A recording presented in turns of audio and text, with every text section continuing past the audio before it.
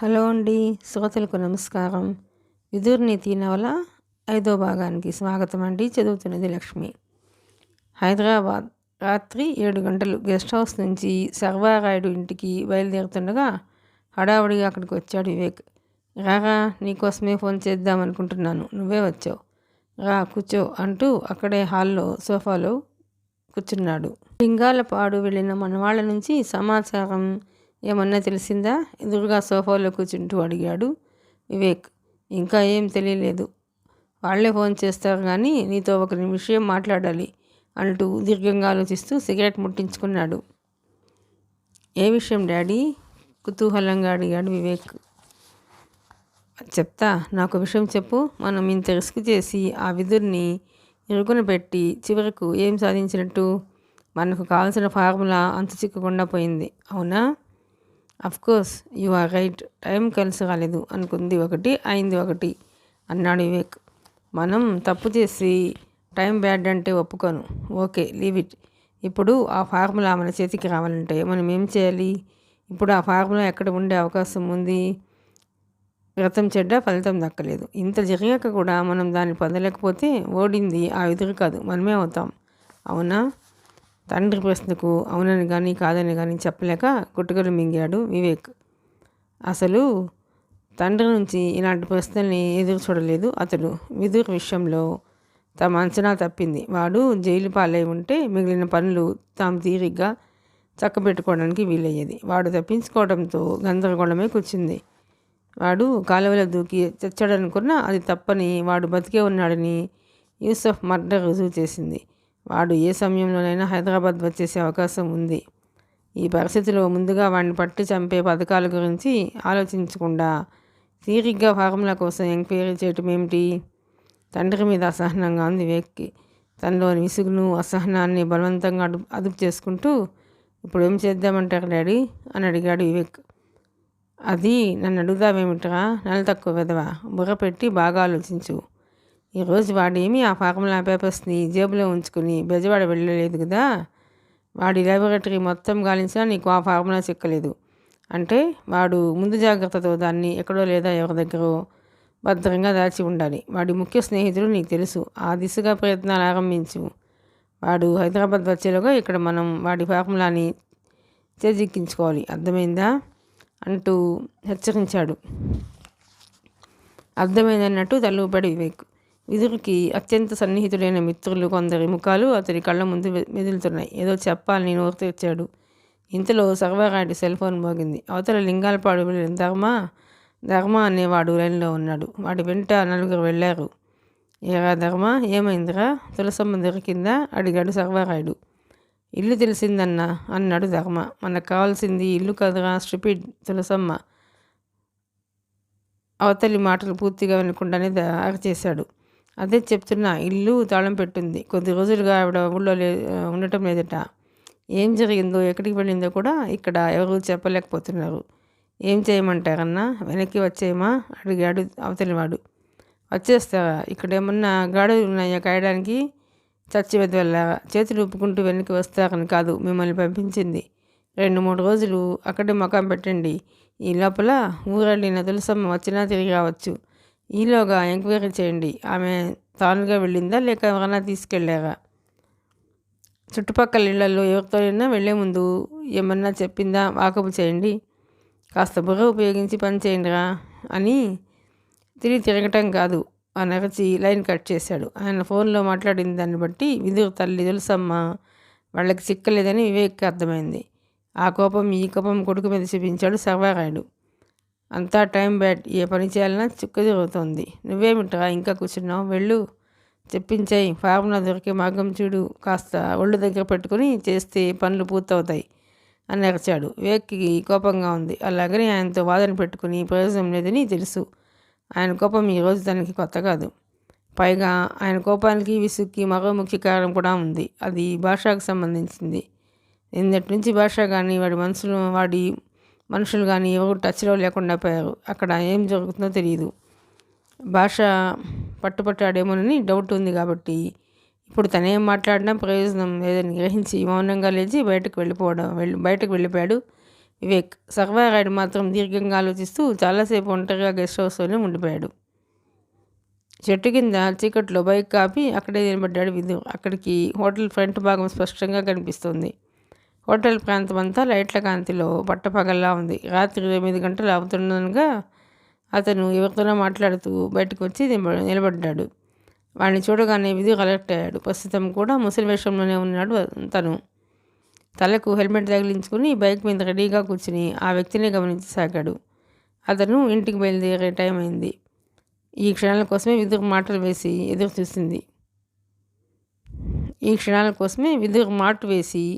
ఎదురు చూసింది. అతని పేరు మార్తాండ. మృదంగా హత్యకు గురైంది ఆ హోటల్ గదిలోనే. ఆ హోటల్ మేనేజర్ మార్తాండ తనకు సహకరించినందుకు గాను అప్పట్లో వివేక్ అతడికి 5 లక్షలు ముట్ట చెప్పాడు. అందులో 1 లక్ష పెట్టి సెకండ్ హ్యాండ్ మారుతి కారు కొనుక్కున్నాడు. ప్రస్తుతం అందులోనూ దర్జాగా తిరుగుతున్నాడు. మృదంగా హత్య కేసులో మార్తాండ చేసిన పాపాల చిట్టా తక్కువేమీ కాదు. వివేక్ చెప్పినట్టుగా హోటల్ రూమ్కి వెళ్ళి విదుర్ పేర బుక్ చేశాడు. దొంగదారి తెరిచి ఎవరూ చూడకుండా తెలివిలేని మృదంగను హోటల్ గదిలోకి చేర్చడంలో సహకరించాడు. అంతేకాదు విదుర్ మృదంగలు కలిసి వచ్చి గదిలో దిగారని కోర్టులో అబద్ధం చెప్పాడు. పెళ్లి కోసమే ఆమె పేచి పెట్టడంలో ఏర్పడిన గొడవలు నిర్దాక్షిణ్యంగా ఆమె గొంతు కోసి చంపాడని, ఇలాంటి ఏదో జరుగుతుందని భయపడి ముందే తను పోలీసులకు ఫోన్ చేయటం వల్ల హంతకుడు దొరికిపోయాడని నిర్భయంగా అబద్ధాలు చెప్పి విదుర్ని హంతకుణ్ణి చేసేశాడు. మార్తాండ్ వయసు 50కి మించదు. మనిషి కాస్త పొట్టిగా ఉంటాడు. ఎప్పుడూ వైట్ డ్రెస్లో చూడ్డానికి పెద్ద మనిషి తరహాగా చాలా హుందాగా ఉంటాడు. మాట కూడా చాలా నెమ్మది. నిండు కుండల తొడగని మస్తత్వం. తర్వాత ఈ హోటల్ లీజుకు తీసుకుని రన్ చేస్తున్నాడు. స్థానిక గుండాలతో సంబంధాలు కూడా ఉన్నాయి. అందుకే హోటల్లో అక్రమాలు జరుగుతున్నాయని తెలిసినా ఎవరూ ఏమీ చేయలేదు. లంచాలు తినే డిపార్ట్మెంట్ మనుషులు చేతిలో ఉన్నంత వరకు ఇలాంటి వాళ్ళు తప్పులు కూడా ఒప్పలేకపోతుంటాయి. సాధారణంగా ఇలాంటి వాళ్ళు విలాస పురుషులే ఉంటారు. విలాసాలకు ఎంత డబ్బైనా చాలదు కాబట్టి వృత్తిలో అక్రమాలకు పాల్పడుతుంటారు. మార్తాండ్ కూడా విలాసాలకు తక్కువేమీ కాదు. ముఖ్యంగా అతడికి తాళి కట్టిన పెళ్ళాం ఒకటి, ఉంచూరిన పెళ్ళాం ఒకటి, 2 సంసారాలున్నాయి. ముఖ్యంగా రెండోది లేత వయసులో నవనవలాడుతూ గువ్వపెట్లా కోకలాడుతూ కమ్మిస్తుంటుంది. అందుకే పెళ్ళాం మాటైనా వింటాడో లేదో కానీ ఉంచుకున్న ఆవిడ మాట జవదాటడు. రోజు మధ్యాహ్నం 12 గంటలకి హోటల్కి వచ్చి ఛార్జీ తీసుకుంటాడు. రాత్రి 8 గంటల వరకు తనే మేనేజర్గా బాధ్యత చూస్తాడు. 8 తర్వాత ఇంటికి బయలుదేరుతాడు. రాత్రి నుంచి ఉదయం వరకు ఒకడు, ఉదయం నుంచి మధ్యాహ్నం వరకు ఒకడుగా హోటల్ చూసుకోవడానికి 2 అసిస్టెంట్ మేనేజర్లు ఉన్నారు. అతడికి సంబంధించిన అనుపానులు పూర్తిగా సేకరించే వరకు తొందరపడలేనం లేదు విదుర్. వెంటాడాలంటే జంతువు ఆటంగా చిక్కే చోట తెలుసుకుని స్పాట్ పెట్టాలి. విదుర్ ప్రస్తుతం స్పాట్ పెట్టి సిద్ధంగా ఉన్నాడు. మార్తాండ హోటల్ నుంచి సరాసరి ఆటో నగర్లోని తన ఇంటికి వెళ్ళాడు. సత్యనారాయణపురం శ్రీనగర్ కాలనీ పార్క్ వద్ద ఉంచుకున్న ఆవిడకు ఇల్లు కొనిచ్చాడు. ముందుగా అతను అక్కడికి వెళ్ళి 3 గంటల పాటు మందు కొడుతూ ఆమెతో కాలక్షేపం చేసి తర్వాత ఇంటికి ప్రయాణమవుతాడు. అతడి దినచర్యలో భాగం అది. అందులో మార్పు ఉండదు. విదుర్ ఆలోచనలకి బ్రేక్ పడింది. మార్తాండ కారులో కూర్చుంటున్నాడు. ఆ కారు కదిలే వరకు ఆగి తన బైక్ స్టార్ట్ చేశాడు. కారుకి దూరంగా స్లోగా అనుసరించనారంభించాడు. మార్తాండ చాలా హుషారుగా ఉన్నాడు. వెనక తనను మృత్యు అనుసరిస్తోందని అతడికి తెలియదు. అసలు విదుర్ గురించిన ఆలోచనే అతడికి లేదు. ఆ రోజు కాలువలో పడిన విదుర్ చనిపోయాడన్న నమ్మకంతోనే ఉన్నాడు. మధ్యలో పరిణామాల గురించి అతడికి అస్సలు తెలీదు. వేటగాడు పొంచి ఉన్నాడని తెలిస్తే ఏ జంతువు నీళ్ల మడుగును సమీపించదు. దారిలో డెనిన్ సెంటర్ వద్ద కారాపి పూలు తీసుకున్నాడు. వంతెన దాటి అలంకార్ సెంటర్ గురించి గాంధీనగర్లో ప్రవేశించాక బందర్ మిఠాయి షాపు వద్ద బాదం హల్వా, జాంగ్రీ తీసుకున్నాడు. అక్కడి నుంచి శారదా కాలేజీ దగ్గరలో బీటీ రోడ్డు దాటి సత్యనారాయణపురం వీధుల్లో ప్రవేశించింది కారు. అతడి కారు శ్రీనగర్ దిశగా పోవటం గమనించాక ఇక ఫాలో చేయకుండా ఓవర్ కట్ చేసి ముందుకెళ్ళిపోయాడు విదురు. శ్రీనగర్ కాలనీ మెయిన్ రోడ్లో కుడిపక్క పార్కు ఎడం పక్కగా వరుసగా ఇళ్ళున్నాయి. కుడిపక్క పార్కు ఎడం పక్క వరుసగా ఇళ్ళున్నాయి. మార్తాండ ప్రియురాలు ఉంటున్న డాబా ఇంటికి కాంపౌండ్ గోడ లేదు. ఎత్తు అరుగులున్నాయి. ఎడం పక్క కారు పార్కింగ్కి పోర్చుకో ఉంది. ఇంట్లో లైట్లు వెలుగుతున్నాయి. అక్కడికి 100 గజాల యువతలిగా పార్కు గోడ పక్కన చీకట్లో బైక్ ఆపి మార్తాండ రాక్ కోసం వెయిట్ చేశాడు విదురు. 10 నిమిషాల తర్వాత వచ్చింది కారు. సరాసరి పోర్చుకో లాంటి బిల్డింగ్ పక్క షెడ్లోకి కారు పోనిచ్చి ఆపాడు మార్తాండ. ఇంజిన్ ఆపి కొన్ని రకాలు తీస్తూ పూలు స్వీట్లు అందుకొని డోర్ తీయబోతుండగా రెండో డోర్ తెచ్చుకుని సడన్గా లోపలికి ఎంటర్ అయ్యాడు విదురు. మార్తాండ ఉలిక్కిపడి తల తిప్పి చూశాడు. ఎవరా నువ్వు అని అరిచాడు. అరవకు, చస్తావు అంటూ రివాల్వర్ ఎయిమ్ చేశాడు విదురు. అది సైలెన్సర్ ఉపయోగించిన రివాల్వర్. దాన్ని చూడగానే మార్తాండకు గుండాగినంత పని అయింది. అరచేతులు చెమటలు పట్టేశాయి. ఎవరు నువ్వు? ఏం కావాలి? ధైర్యాన్ని కూడా కట్టుకుంటూ అడిగాడు. నీ ప్రాణాలు కావాలి, ఇస్తావా? తీసుకోమంటావా? వ్యంగ్యంగా అడిగాడు విదురు. వద్దు, డబ్బు కావాలంటే ఇస్తాను, ప్రాణాలు తీయకు రిక్వెస్ట్ చేశాడు. నేనెవరో తెలుసా? విదురు గుర్తొచ్చానా? మృదంగా గుర్తొచ్చిందా? కరుగ్గా విదురు అడుగుతుంటే మార్తాండకు కాలు చెయ్యి ఆడలేదు. పై ప్రాణాల పైన ఎగిరిపోతున్నట్టు ఫీల్ అయ్యాడు. నువ్వు బతికే ఉన్నావా? గొంతులోంచి బలహీనంగా వెలువడ్డాయి మాటలు.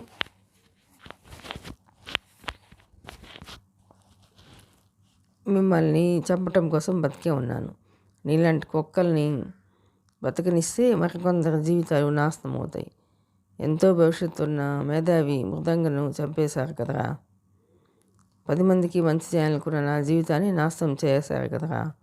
మీకు బతికే హక్కు ఎక్కడుంది అంటూ ట్రిగ్గర్ లాగాడు విదురు.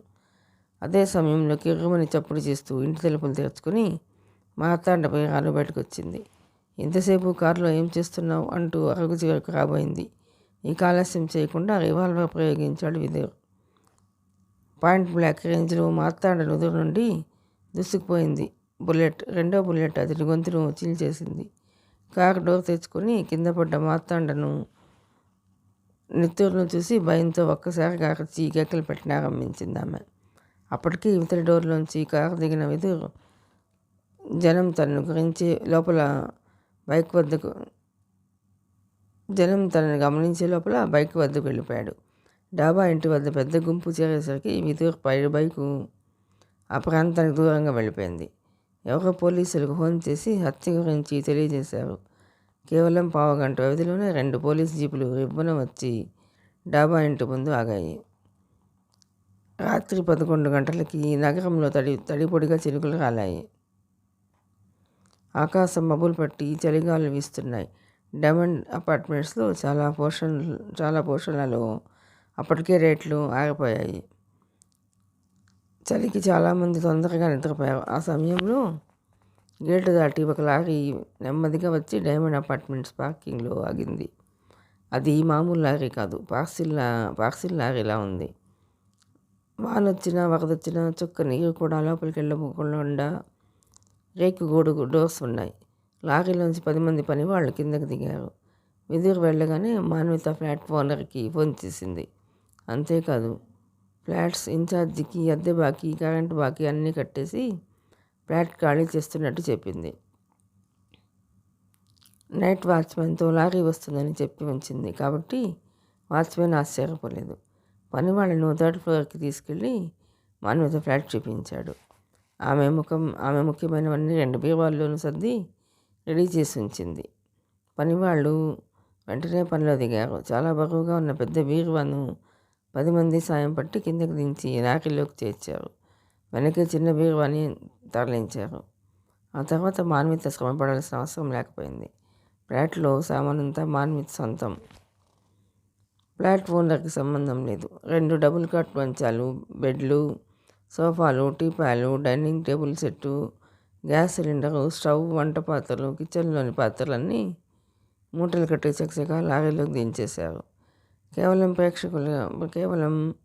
ప్రేక్షకురాలిగా వరండాలో నిలబడింది మాన్విత. అలికిడి విని 2-3 ఫ్లాట్లలోని వాళ్ళు బయటకు వచ్చారు. ఎడం చేత్తో శ్యామ్ అప్పటికి ఇంకా ఫ్లాట్కి తిరిగి రాలేదు. లక్ష్మణరావు వచ్చాడు. ఏంటమ్మాయి ఇంత సడన్గా కాళ్ళు చేస్తున్నావు, ఏమైంది అని అడిగాడు. మా తాతయ్యకు నేను ఇక్కడ ఒంటరిగా ఉండి జాబ్ చేసుకోవటం ఇష్టం లేదు బాబాయ్, ఊరికి తీసుకెళ్ళిపోతున్నాడు అంది. అందరికీ అదే మాట చెప్పింది. ఏ ఊరు? లక్ష్మణరావు అడిగాడు.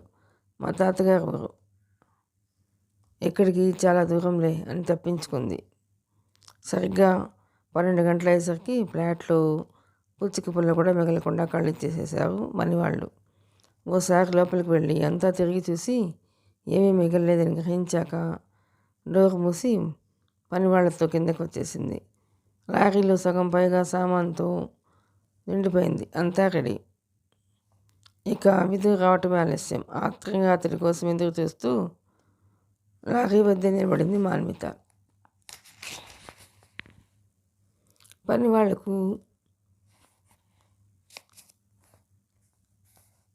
పనివాళ్ళకి ఏమి ఇన్స్ట్రక్షన్స్ ఇవ్వబడ్డాయో కానీ ఎవరూ తొందరపడలేదు. ఆలస్యం దేనికి, బయలుదేరదాం అనలేదు. బీడీ దమ్ము కొడుతూ దూరంగా పోయి నిలబడ్డారు. మాన్వితకు టెన్షన్గా ఉంది. విద్యుత్ ఏ పరిస్థితిలో ఉన్నాడో, ఏ పని మీద వెళ్ళాడో అన్నీ తనకు తెలుసు. ఇంతవరకు అంతా సమయంగానే జరిగింది. ఇకపైన కూడా విదుర్ని క్షేమంగా తన వద్దకు చేర్చమని ఇష్టదైవాన్ని మనసుతోనే ప్రార్థిస్తూ ఎదురు చూడసాగింది. Mandakini bar and restaurant. ఇది సిటీలో చాలా ఫేమస్ బార్. ఎప్పుడూ బిజీగా ఉంటుంది. తాగి అప్పుడప్పుడు ఇక్కడ గొడవలు పడడం కూడా మామూలే. 2 అంతస్తుల కట్టడంలో పైన కింద కూడా బార్ సెక్షన్లు ఉన్నాయి. పైన ఏసీ బార్ కూడా ఉంది. సాధారణంగా ఉన్నత వర్గానికి చెందిన వాళ్ళు పై అంతస్తులోకి వెళతారు. కింది అంతస్తు అంతా మాస్ పీపుల్ కోసం. రాత్రి 10 గంటలు దాటినా నియాన్ లైట్ల కాంతిలో బార్ ప్రాంతమంతా పట్టపగల్లా ఉంది. పార్కింగ్ ఏరియాలో చోట్లేనంతగా ఎక్కిరిసి ఉన్నాయి బళ్ళు. వెళ్ళేవాళ్ళు వెళ్తుంటే వచ్చేవాళ్ళు వస్తున్నారు. అక్కడికి కొంత దూరంలో రోడ్డు అవతల చీకటి ప్రాంతంలో బైక్ ఆపి బార్ వంక నిశ్చితంగా చూస్తున్నాడు విదుర్. పైకి దిగలేదు. బార్ దిగువ అంతస్తు లోపలి భాగం అక్కడికి స్పష్టంగా కనబడుతుంది. వాళ్ళిద్దరూ కిటికీ పక్క టేబుల్ వదిలి లేవటం లేదు. తాగుతూనే ఉన్నారు. వాళ్ళిద్దరిలో ఒకటి పేరు జగ్గు, రెండో వాడి పేరు రత్నం. కోర్టులో విదుర్కి వ్యతిరేకంగా సాక్ష్యం ఇచ్చింది వాళ్ళే. మృదంగను పీక కోసి చంపటం, డోర్ ముందు నుంచి పోతూ తామిద్దరూ స్వయంగా చూసినట్టు అబద్ధం సాక్ష్యం చెప్పటం వల్లనే హతురాలు మృదంగకు న్యాయం జరగలేదు. హత్యానేరం తన మీద రుజువి జీవిత ఖైదు శిక్ష పడింది. చెరో 10,000 డబ్బు తీసుకుని లాయర్ చెప్పినట్టు కోర్టులో తప్పుడు సాక్ష్యం ఇచ్చారు వాళ్ళు. నిరపరాధుల జీవితాలతో ఆడుకునే ఇలాంటి నీచులకు బతికే యోగ్యత లేదు. అసలు ఇలా తప్పుడు సాక్ష్యాలు ఇవ్వటమే వీళ్ళ వృత్తి. ఈ కోర్టు ఆ కోర్టు అని లేకుండా అన్ని కోర్టులు వీళ్ళకి తెలుసు. సాక్ష్యం ఇవ్వటానికి ఎవరు ముందుకు రానప్పుడు, తప్పుడు సాక్ష్యంతో కేసును తారుమారు చేయాల్సి వచ్చినప్పుడు పోలీసులు, లాయర్లు ఇలాంటి వాళ్ళని ఏర్పాటు చేసుకుంటూ ఉంటారు. మందాకిని బార్ వీళ్ళిద్దరికీ పర్మనెంట్ ప్లేస్. ప్రతి రాత్రి 9 నుంచి 11 గంటల వరకు బార్లో తేలిగ్గా మందు కొట్టి వెళ్తుంటారు. వీళ్ళిద్దరిని బార్లో ఉండగానే బయట నుంచి కాల్చి చంపటం కష్టం కాదు. కానీ బార్లో రద్దీగా ఉంది. బయట టైంకి ఎవడు అడ్డం వచ్చినా వాడు చేస్తాడు. వీళ్ళు తప్పించుకు పారిపోయే ఒక ప్రమాదం ఉంది. బుల్లెట్ వేస్ట్ కాకుండా ఇద్దరిని చంపేసిపోవాలి. వాళ్ళని తొందరగా బయటికి రప్పించడం ఎలా? తీవ్రంగా ఆలోచిస్తూ వెయిట్ చేసాగాడు విదురు. వాన చినుకులు పడినా బైక్ దిగలేదు. అక్కడి నుంచి కదలలేదు. క్రమంగా రాత్రి 11 గంటలు దాటింది సమయం. బార్లో సందడేమీ తగ్గలేదు. రూల్ ప్రకారం రాత్రి 11 గంటల తర్వాత బ్రాందీ షాపులు కానీ బార్లు కానీ తెరిచి ఉండకూడదు, మూసేయాలి. కానీ లంచాలు మరిగిన అధికారులు, మామూలు దండుకునే సిబ్బంది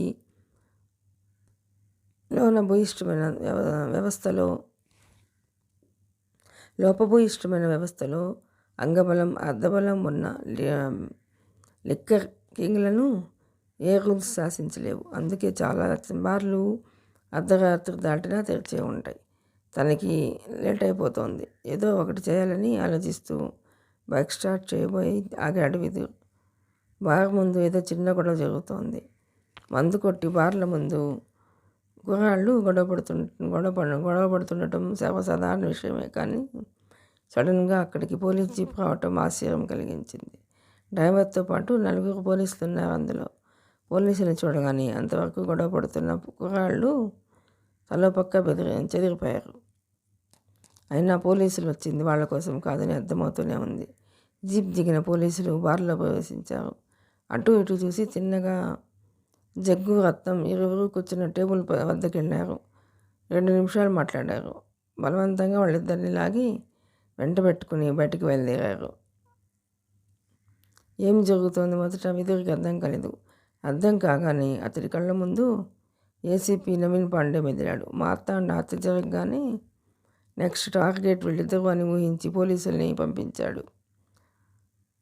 ఆయన ముందు చూపుకి అభినందించకుండా ఉండలేకపోయాడు Vidur. Hats off to you Naveen Pandey saab, you are genius అనుకున్నాడు మనసులో. మందాకిని బార్లోంచి పోలీసులు బయటకు వస్తున్నారు. వాళ్ళిద్దరినీ జీప్ ఎక్కిస్తే ఇక ఆ రాత్రికి తనేమీ చేయలేడు. ఏం కర్తవ్యం? నుదురు రుద్దుకుంటూ ఆలోచనలు పడిపోయాడు విదురు. మార్తాండ్ హత్య జరిగిన గంట తర్వాత కానీ ఏసీపీ నవీన్ పాండే అక్కడికి చేరుకోలేకపోయాడు. సాధారణంగా ఇలాంటి సందర్భాల్లో స్పాట్కి ఏసీపీ రావాల్సిన అవసరం లేదు. కానీ అతడు హోటల్ మేనేజర్ కావటం, మృదంగ హత్య కేసులో అతడు ప్రథమ సాక్షి కావటంతో స్వయంగా తనే వచ్చాడు. ఆయన వచ్చే వరకు బాడీని కదపలేదు పోలీసులు. డాబా ఇంటి ముందు పెద్ద గుంపు చేరిపోయి ఉంది. పోలీసులు పబ్లిక్ను దూరంగా పంపిస్తున్నారు. మార్తాండ పెద్ద భార్య వచ్చినట్టుంది. శవం మీద పడి రోధిస్తోంది. రెండో ఆమె అరుగు మీద కొలబడి దుఃఖిస్తోంది. అతడి బంధువులు కూడా చాలామంది వచ్చారు. ఒక సర్కిల్, 2 ఎస్ఐలు, 25 మంది పోలీసులు ఉన్నారు అక్కడ. మీడియా వాళ్ళ గురించి చెప్పక్కర్లేదు. కారులోంచి కింద పడ్డ స్థితిలో అలాగే ఉంది మార్తాండ శవం. ఏసీపీ రాకతో పోలీసులు హడావుడి ఎక్కువైంది. అప్పటికే శవాన్ని మార్కింగ్ చేయటం, ఫోటోలు తీయటం, రిపోర్ట్ రాయటం లాంటి ప్రాథమిక వ్యవహారాలన్నీ ముగిశాయి. ఎలా జరిగిందట? శవం పడున్న తీరు గమనిస్తూ సిఐని అడిగాడు నవీన్ పాండే. మార్తాండ రెండో భాగం నుంచి తాము సేకరించిన సమాచారాన్ని వివరించాడు సిఐ. హంతకుడు బైక్ మీద వచ్చి హత్య చేశాడు, అంతేగా? పరిసరాల్ని గమనిస్తూ అడిగాడు. సార్, చూస్తుంటే హంతకుడు చాలా రోజులుగా మార్తాండ అలవాట్లను బాగా స్టడీ చేశాక ఈ పని చేశాడు అనిపిస్తోంది. బైక్ మీద వచ్చి పార్క్ గోడ వద్ద బైక్ ఆపి వెయిట్ చేశాడు. మార్తాండ కారు షెడ్లో ఆగగానే కారులో జరబడ్డారు.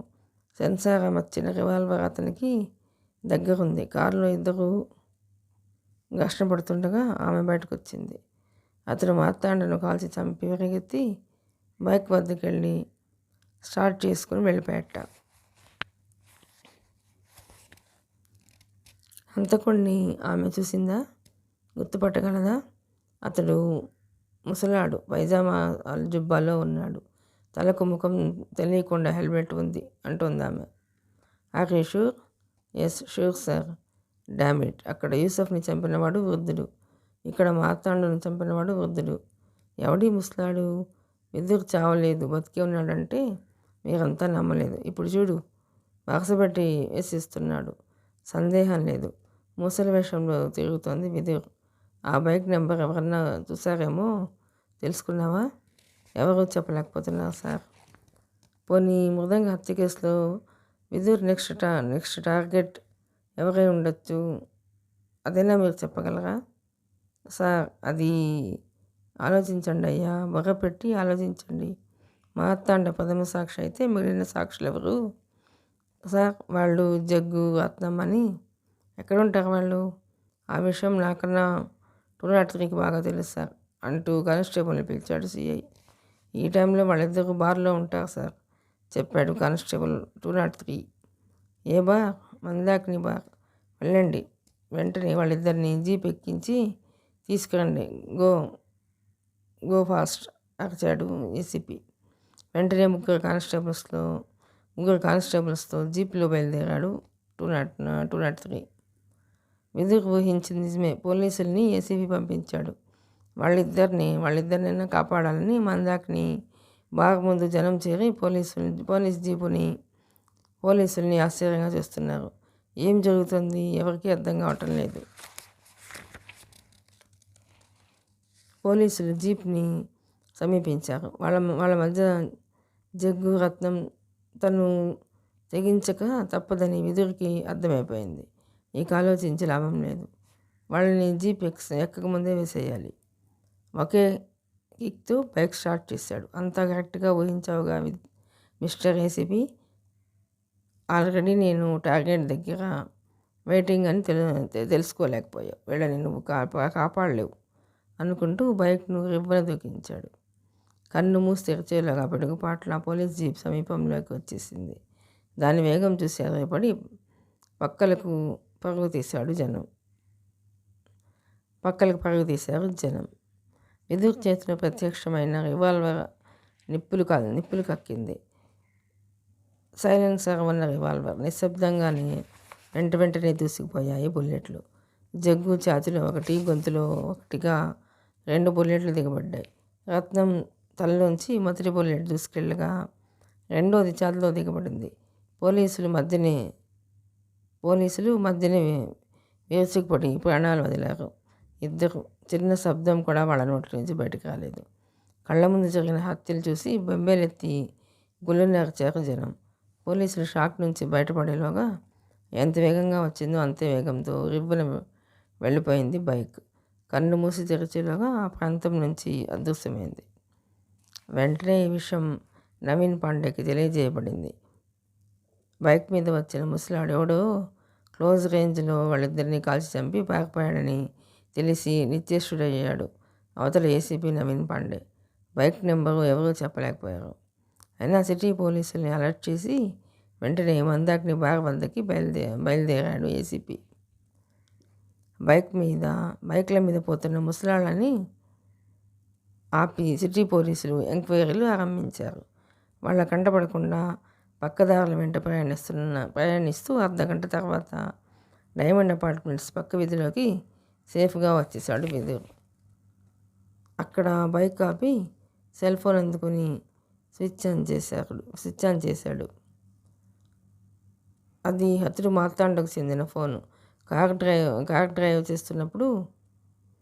డ్రైవ్ చేసేటప్పుడు ఫోన్ సీటు మీద ఉంచడం అతడి అలవాటు. అతన్ని ఫినిష్ చేస్తూ వస్తూ అతడి ఫోన్ స్విచ్ ఆఫ్ చేసి జేబులో వేసుకున్నాడు. ఈ మధ్య సెల్ ఫోన్ల టవర్ల ద్వారా నేరస్తులను పట్టుకోవడంలో పోలీసులు చాకచక్యం ప్రదర్శిస్తున్నారు. అందుకే సొంతంగా సెల్ ఉంచుకోవడం మానేశాడు విదుర్. మానవిత సెల్ కూడా ఎప్పుడూ ఉపయోగించడు. సిగరెట్ ముట్టించుకొని తీరిగ్గా ఏసీపీ నవీన్ పాండే సెల్కి ఫోన్ చేశాడు. వెంటనే లైన్లోకి వచ్చాడు ఆయన. ఏసీపీ హియర్ అన్నాడు గంభీరంగా. బహుశా మందాకిని బార్ వైపు బయలుదేరినట్టున్నారు.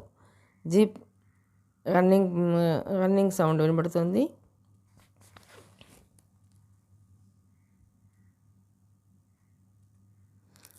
సార్ నమస్తే.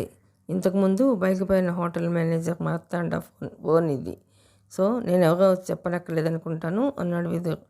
విదుర్ వెంటనే గుర్తుపట్టారు. Thank you sir. సడన్గా జీప్ పక్కకు తీసి ఆపిన శబ్దం వినిపించింది. విదుర్ ఏమిటిదంతా? నువ్వేం చేస్తున్నావో అర్థమవుతుందా? స్టాప్ దిస్ అరిచాడు ఏసీపీ. ఓకే ఆపేస్తాను సార్. అతి కిరాతకంగా హత్య చేయబడిన నా స్నేహితురాలు మృదంగం తెచ్చివ్వగలరా? నా కెరీర్ నాశనమైంది, బాగు చేయగలరా? అందుకని రాక్షసులా మారిపోతావా? హంతకుడినవుతావా? అయిందేదో అయింది, లొంగిపోవేదు. నీకు తక్కువ శిక్ష పడేలా చూస్తాను. నా మాట నమ్ము. ఏమిటి సార్ మీరు కూడా అంటూ ఫక్కున్న వేడివిదు. గంజాయి వనంలో ఒక తులసి మొక్క ఉన్నంత మాత్రాన అది బృందావనం అవుతుందా? ఇలాంటి సిన్సియర్ ఆఫీసర్లు చాలా కొద్దిమంది. మిగిలిన వ్యవస్థ మొత్తం వేగంగా పడిపోతుంది. ధనం, అధికారం, మంది మార్బలం ఉంటే ఏం చేసినా చెల్లుబాటు అవుతుందన్న రోజుల్లో సామాన్యుడికి న్యాయం ఎక్కడుంది సార్? పబ్లిక్ హత్యలు చేసిన వాళ్ళు ఎందరో మన కళ్ళ ముందే బయట తిరుగుతుంటే శిక్షలంటే నేరస్తులకి భయం ఎందుకుంటుంది? నేరం చేసిన వాడికి శిక్ష ఎందుకు తగ్గించాలి? అసలు ఒక కోర్టు నుంచి మరో కోర్టుకి, కోర్టుకి శిక్షలు ఎందుకు మారుతున్నాయి? నేరం చేసేవాడికి శిక్ష అంటే భయం పోయే పరిస్థితులు ఎలా దాపురించాయి? అంతా మేడిపండు ప్రజాస్వామ్యం. ఏం మాట్లాడుకున్నా వృధా. ఇప్పుడు మీకు ఫోన్ చేసింది వ్యవస్థ గురించో పరిస్థితుల గురించో డిస్కషన్ చేయడానికి కాదు, ఇంకో 3 హత్యలు జరుగుతాయని చెప్పడానికి. నన్ను మీరు ఆపలేరు. మీరంటే నాకు గౌరవం ఉంది. దయచేసి మీరు నా దారికి అడ్డుపడకండి, నా రిక్వెస్ట్. భావావేశంతో కూడిన విదురు మాటల్ని శ్రద్ధగా విన్నాడు నవీన్ పాండే. నో అని అరిచాడు. నువ్వు వెళుతున్న దారి మంచిది కాదు విదుర్. ఇంతటితో ఆపేయి. దెబ్బకు దెబ్బ, హత్యకు హత్య న్యాయం అని ఆవేశపడబట్టే నీలాంటి యువ మేధావులు ఎందరినో దేశం కోల్పోతుంది. That is not correct sir.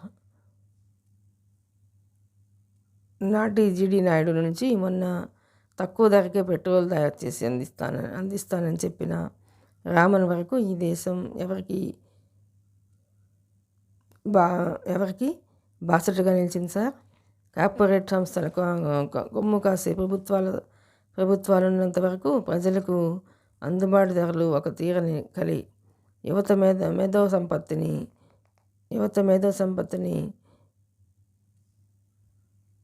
దోచుకొని తమ ఉత్పత్తుల్ని అధిక ధరలకు అమ్ముకుని మరింత దోపిడీకి పాల్పడి కంపెనీల యాజమాన్యాల దురాశలకు యువత సరికొత్త ఆవిష్కరణలు బలి కావాల్సిందే. జపాన్ కన్నా వెనుకబడి ఉన్నాం, చైనా కన్నా వెనుకబడి ఉన్నాం అని అంగలార్చే నాయకులకు నిజంగా చిత్తశుద్ధి ఉంటే మన దేశం ఏనాడో వాటిని మించి ముందుండేది. వదిలేండి సాబ్. ప్రతీకార పర్వంలో ముగింపు కోసం వెళ్తున్న నేను మధ్యలో ఆపటమో వెనుతిరిగి చూడటమో జరగదు. ఏ ఒక్కడిని వదలను. నిన్ను వదలను విదుర్. అతడి మాటల్ని మధ్యలోనే ఖండిస్తూ అవతల నుంచి ఏసీపీ నవీన్ పాండే గొంతు వినిపించింది. జస్ట్ 1 డే, 24 అవర్స్లో నేను అరెస్ట్ చేస్తాను. నువ్వు మరిన్ని హత్యలు చేయటం జరగనివ్వను. 24 గంటలు కాదు. నవీన్కి ఇంకా ఇక్కడ వారం రోజులు ఉండి పని పూర్తి చేసుకునే వెళ్తాను.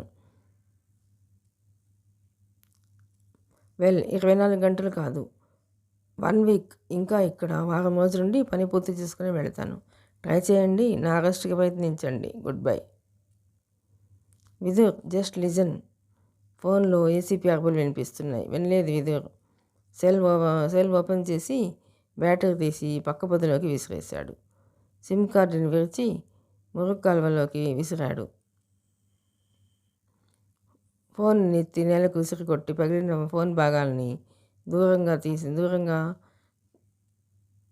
తన్ని బైక్ స్టార్ట్ చేశాడు. ఏసీపీని మిస్లీడ్ చేయడానికే ఇంకా ఇక్కడ వారం రోజులు ఉంటున్నట్టు చెప్పాడు. లేట్ అయినందుకు అక్కడ మాన్విత కంగారు పడుతుంటుంది. ఆలోచిస్తూ బైక్ని వేగంగా డైమండ్ అపార్ట్మెంట్స్ వైపు దూకించాడు.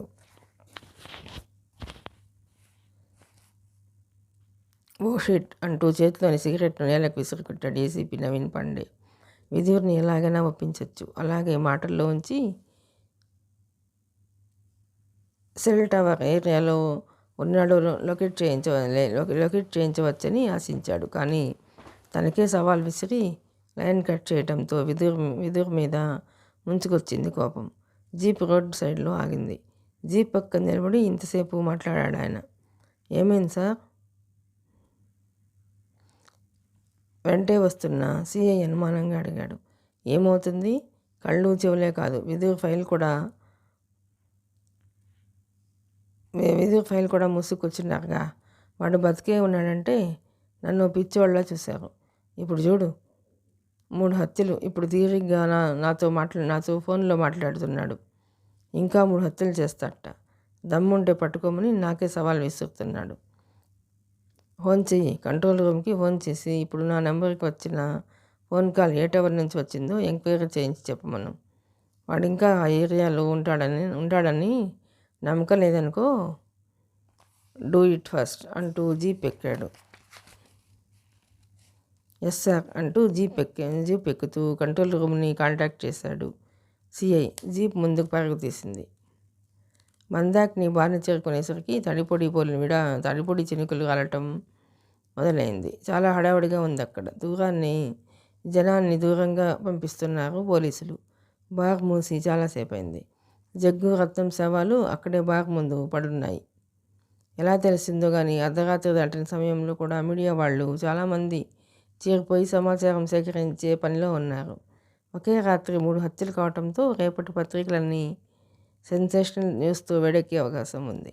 అలాగే హత్యలంతా మృదంగ హత్య కేసులో సాక్షులు కాబట్టి మరోసారి విదుర్ పేరు మారుమోగే వీలుంది. తను వీళ్ళని కాపాడలేకపోయాడు. విదుర్ తనకన్నా ముందున్నాడు.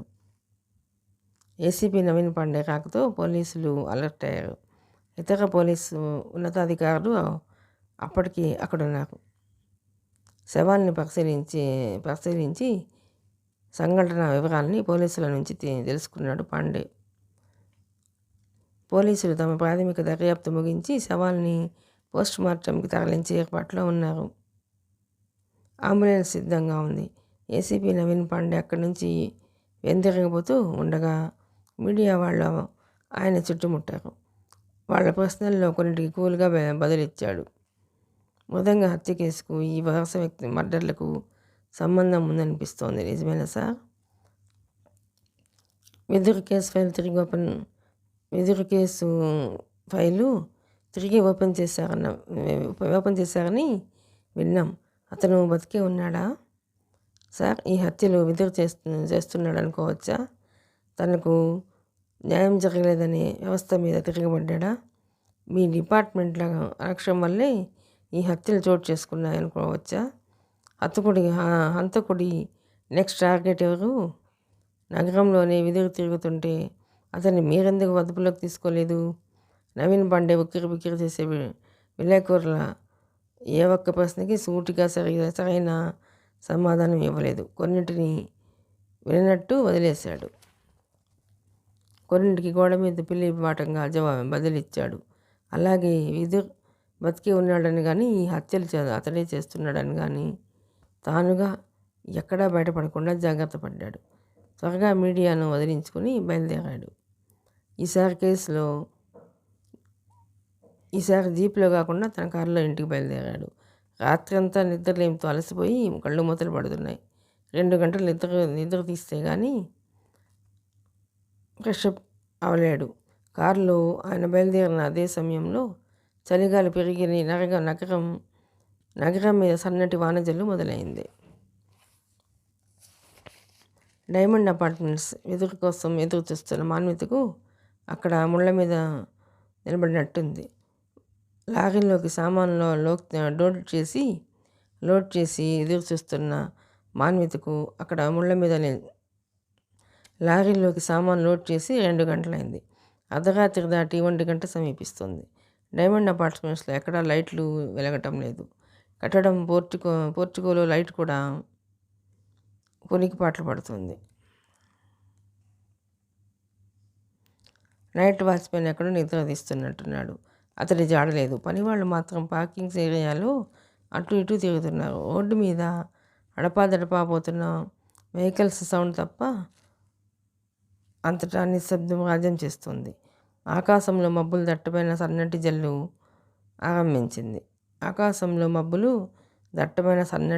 ఆరంభించింది. ఇంతవరకు విదురు జాడలేదు. పరిస్థితి ఏమిటో అర్థం కాక కొట్టుమిట్టాడుతోంది మాన్విత. విదుర్ని క్షేమంగా చేర్చమని కోటి దేవుళ్లకు మొక్కుకుంటూ గేటు దాటి పక్కకెళ్ళి చూసి వస్తోంది. భయాందోళనలో ఆమెను ఉక్కిరిబిక్కిరి చేస్తున్నాయి.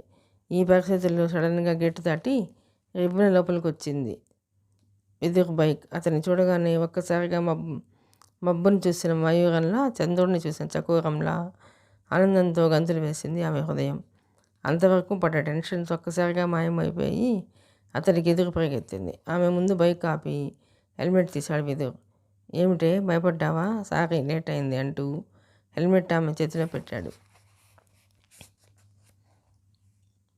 భయం ఉండదా అంటూ అతడి భుజం మీద కొట్టింది. ఎంత టెన్షన్నో తెలుసా? ప్రాబ్లం ఏమీ లేదు కదా అడిగింది ఉత్సాహంగా. నథింగ్, కమాన్, మనం వెంటనే బయలుదేరాలి. లారీకి లోడ్ చేసేసారు కదా. ఎప్పుడో రెడీ, పద అంటూ లారీ వద్దకు పరిగెత్తింది. బైక్ను చూడగానే పని వాళ్ళంతా లారీ వద్దకు వచ్చేశారు. బైక్ని లారీ వద్దకు పోనిచ్చాడు విదుర్. అతడు చెప్పాల్సిన అవసరం లేకపోయింది. అతడు బైక్ దిగ్గానే 4 మనుషులు దాన్ని ఎత్తి లారీలోకి ఎక్కించేశారు. ఒకడు పైకి ఎక్కి బైక్ని లాగి ఒక పక్క స్టాండ్ వేసి అది పక్కకు పడకుండా గొలుసు వేసి సైడ్లో కట్టేసి దిగి వచ్చారు. లారీలో 300 సామాను, ఒక వంతు ఖాళీగా ఉంది లోపల. సార్, క్యాబిన్లో డ్రైవర్తో పాటు 3 పనివాళ్ళు వస్తున్నారు. మీరిద్దరూ లారీలోకి వెళ్ళిపోండి. డోర్స్ లాక్ చేస్తాం. లోపల బెడ్ లాక్కుని నిశ్చింతగా నిద్రపోండి. ఉదయం 10 గంటలలోపు గమ్యం చేరుకుంటాం. మనం బయలుదేరాలి. వర్షం మొదలవుతోంది, త్వరగా అన్నాడు పనివాళ్లకు లీడ్ చేస్తున్న వ్యక్తి విదుర్తో.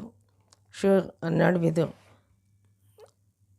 అంతకు మించి ఒక్క మాట కూడా చెప్పలేదు. ఏ రూట్లో వెళుతున్నామంటూ వివరాలు అడగలేదు. మిత్రుడు కోసలరావు ఏర్పాట్ల మీద అంతటి భరోసా అతడికి. మాన్విత నడుం పట్టుకుని లేపి లారీలోకి ఎక్కించాడు. వెనకే తను పైకి ఎక్కాడు. వెంటనే లారీ వెనక డోర్స్ 2 మూసి బయట లాక్ చేయబడ్డాయి. లోపల డిమ్ లైట్ ఒకటి వెలుగుతోంది. చుట్టూ సామాన్లు. ఒక బెడ్ను కిందకి లాగాడు విదుర్. 2 తలదిళ్ళు, 2 దుప్పట్లు దాని మీద పడేశాడు. ఈ లోపల లారీ ముందుకు కదలటంతో తూలి మాన్విత మీద పడిపోయాడు. వెంటనే పక్కకు దొర్లి లేచి కూర్చున్నాడు. మాన్విత కొంటగా అతన్ని చూసి నవ్వింది.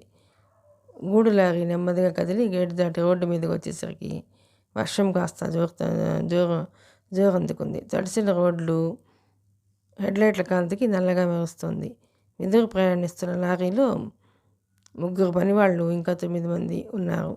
వాళ్ళంతా రోడ్డు మీదకి వచ్చేశారు. అక్కడ వరుసగా అచ్చుగుద్దినట్టుగా విదురు ప్రయాణించే లారీల వెంటనే 3 లారీలు ఆగున్నాయి. విశేషం ఏమంటే మొత్తం ఆ 4 లారీల నెంబర్ ప్లేటు ఒకటే కావటం.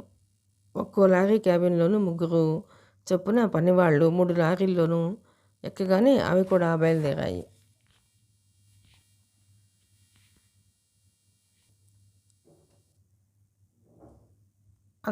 అర ఫర్లాంగు ఎడంగా అవి ప్రయాణిస్తూ ఒకదాని వెనుక ఒకటిగా రామవరప్పాడు రింగ్ రోడ్డును సమీపించేసరికి వానజోరు హెచ్చింది. ఈదురుగాలి కూడా మొదలైంది. అంతవరకు కలిసి వచ్చిన లారీలు రింగ్ రోడ్డు నుంచి చెదిరిపోవటం ఆరంభించాయి. ఒక లారీ ఎక్కడి నుంచి అటు ఏలూరు రోడ్డుకు ఎక్కి తన దారిని వెళ్ళిపోయింది. లారీలు దక్షిణంగా తిరిగి బెంజ్ సర్కిల్ వద్దకు రాగానే రెండో లారీ తన దారిన ఆటోనగర్ రూట్లో బందర్ దిశగా వెళ్ళిపోయింది. మిగిలిన 2 లారీలు కృష్ణానది కనకదుర్గమ్మ వారధి సమీపించాయి. 3వ లారీ చిన్నగా వారధి మీదుగా అటు గుంటూరు వైపు ప్రయాణించింది. చివరిగా మిగిలిన 4వ లారీ అటు కృష్ణలంక మీదుగా గొల్లపూడి నందిగామ దిశగా వేగంగా హైవేలో దూసుకుపోయింది. యాంత్రికంగా జరిగిపోయిందంతా. మిత్రుడు కోసలరావు చేసిన ఏర్పాటు ఇది. ఆ లారీలన్నీ ఎవరివో కాదు, కోసలరావుకు చెందిన Opera export and import company Vijayawada బ్రాంచ్కి చెందినవి. అయితే లారీలకి తగిలించిన నెంబర్ ప్లేట్ మాత్రం ఫేక్ నెంబర్. ఒకవేళ విదురు లారీలో ప్రయాణిస్తున్నట్లు పోలీసులకు తెలిసినా ఏ లారీలో ఎటు ప్రయాణించింది తెలియక వాళ్ళు జుట్టు పీక్కోవాలనే ఉద్దేశంతో చేసిన ముందస్తు ఏర్పాటు ఇది. అయితే వీటిలో విదురు ప్రయాణిస్తున్న లారీ ఏది? అది వారధి దాటి మంగళగిరి మీదుగా గుంటూరు మార్గంలో పోతుంది. అటు నుంచి నాగార్జున సాగర్, నంద్యాల మీదుగా ఉదయం ఎప్పటికో హైదరాబాద్ చేరుకుంటుంది. మరో విశేషం ఏమంటే 4 లారీల డ్రైవర్లకి స్పెషల్ ఇన్స్ట్రక్షన్స్ ఇవ్వబడ్డాయి. 4 దిశల్లో వెళ్ళిన 4 లారీలు కూడా 150 కిలోమీటర్ల దూరం క్రాస్ చేయగానే ఫేక్ నెంబర్ ప్లేట్లు తీసేసి అసలు నెంబర్లు తగిలించుకోవాలి. హైదరాబాద్ వెళ్తున్న లారీ తప్ప మిగిలిన 3 లారీలు వెళ్ళిన రూట్లో కాకుండా వేరే రూట్లలో తిరిగి వెనక్కి విజయవాడ చేరుకోవాలి. అది కోసలరావు ప్లాను. చాలా బుద్ధిగా బెడ్ మీద ముడుచుకు పడుకున్న మాన్వితని చూస్తూ దుప్పటి మీదకి లాక్కున్నాడు విదురు. జోరువాన్లో నెమ్మదిగా చెక్ పోస్టులు దాటుకుంటూ గుంటూరు దిశగా ప్రయాణిస్తోంది వాళ్ళు ప్రయాణిస్తున్న లారీ. టపా టపా 4 లారీ దెబ్బలు పడగానే వేగమని అరుస్తూ లేచిపోయింది భాషా అనుకో.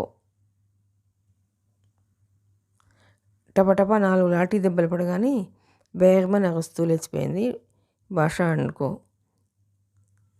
రాత్రి ముగ్గురికి ఫుల్ కోటింగ్ పడింది. వాళ్ళు ఒళ్ళు హూనమై మూలుగుతూ ఆ బాధల్లోనే ఎప్పుడో నిద్రపోయారు.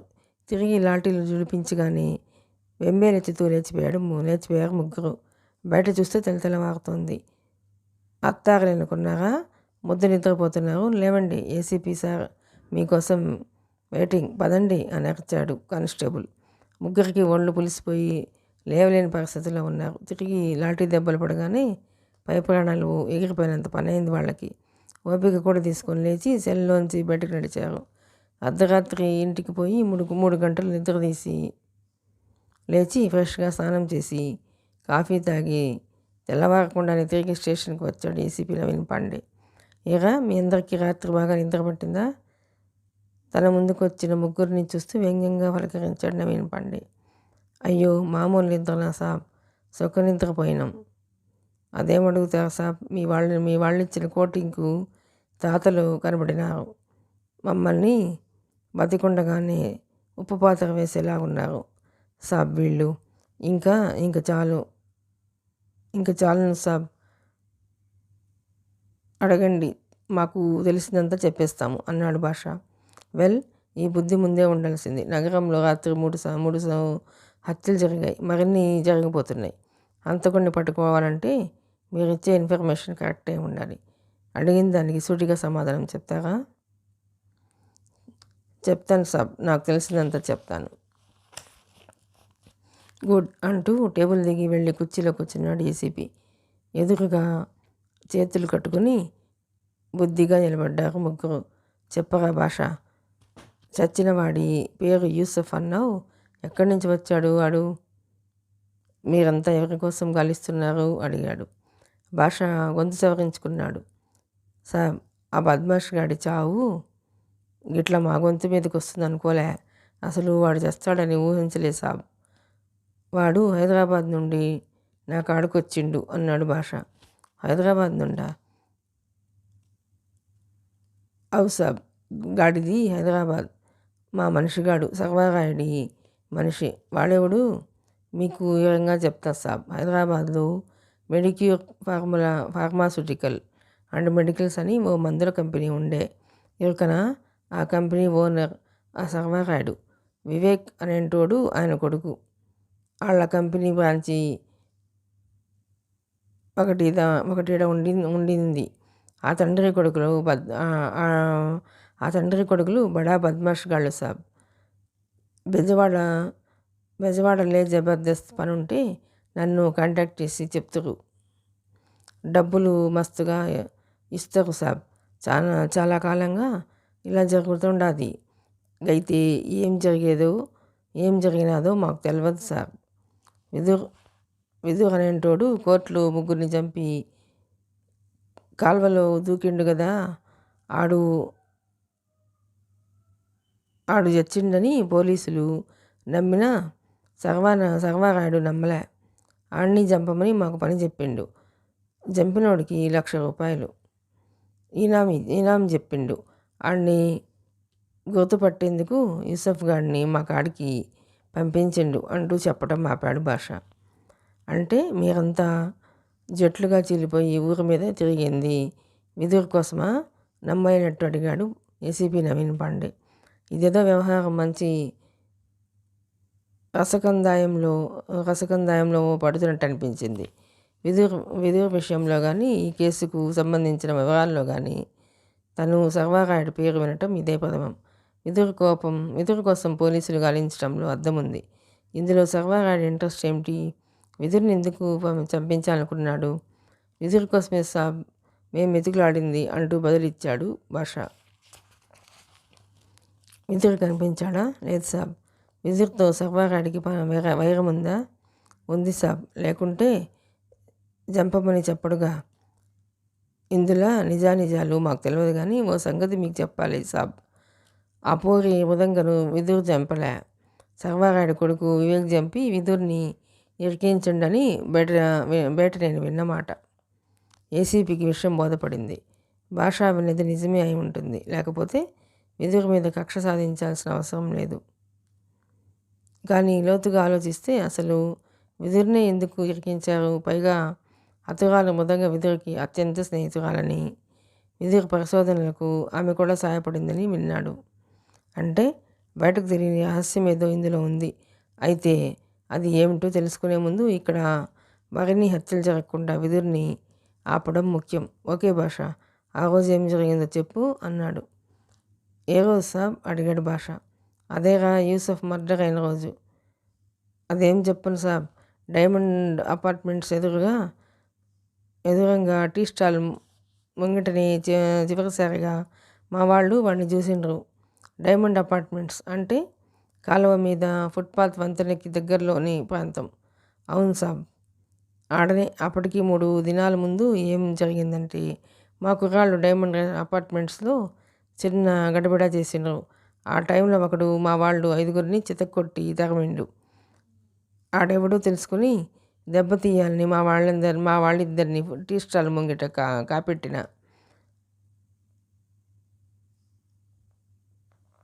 ఒరే నంది, నువ్వు ఉన్నావు కదరా, సార్కి చెప్పు అన్నాడు భాష.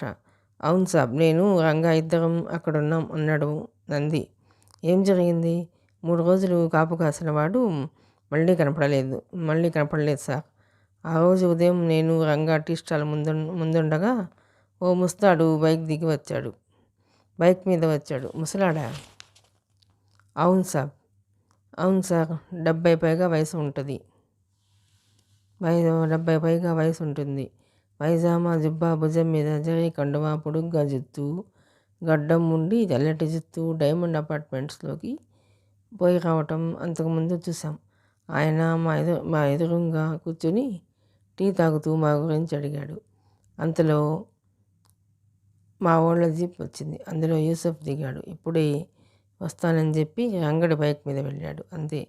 వెళ్ళినోడు తిరిగి రాలేదు. ఆగాగు అంటూ నంది మాటలకి అడ్డు వచ్చాడు నవీన్ పాండే.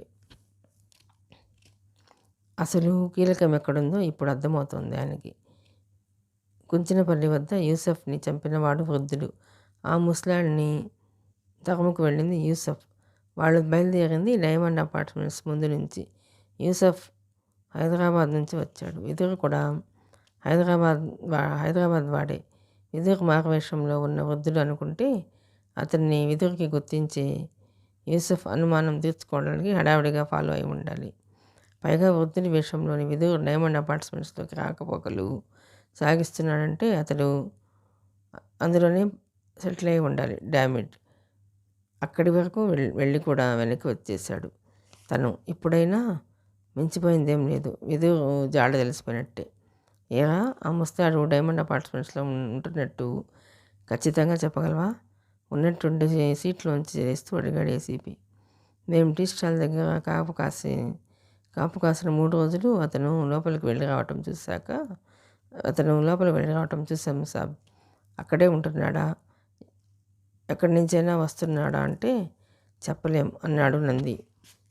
బ్లడీ ఫుల్, రాత్రే ఈ విషయం చెప్పి ఉండాల్సింది కదా అంటూ వాళ్ళందరినీ తిరిగి సెల్లో వేయమని స్టాఫ్కి ఆర్డర్ చేసి హడావుడిగా బయలుదేరాడు ఏసీపీ నవీన్ పాండే. ఆయన ఎందుకంత వెక్కిరపడుతున్నాడో అర్థం కాక ముఖాముఖాలు చూసుకున్నారు వాడి మనుషులు ఇద్దరు.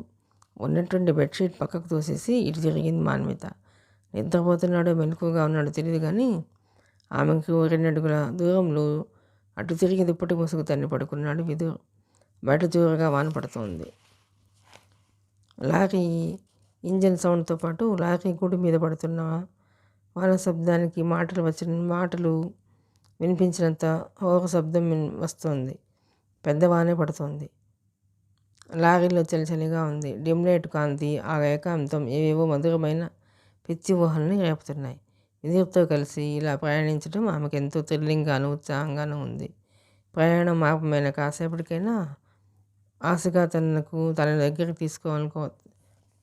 తనను దగ్గరకు తీసుకోబోతాడా అని ఆశపడింది. 1.5 గంట దాటి ప్రయాణంలో ఉన్న అలాంటి సూచన లేకపోగా అతను అలా ముసుగు తన్నేయటం చూస్తే మంటగా ఉంది ఆమెకు. రోడ్డు మీద మెత్తగా దూసుకుపోతోంది లారీ. క్యాబిన్లోంచి ఎఫ్ఎం రేడియో పాట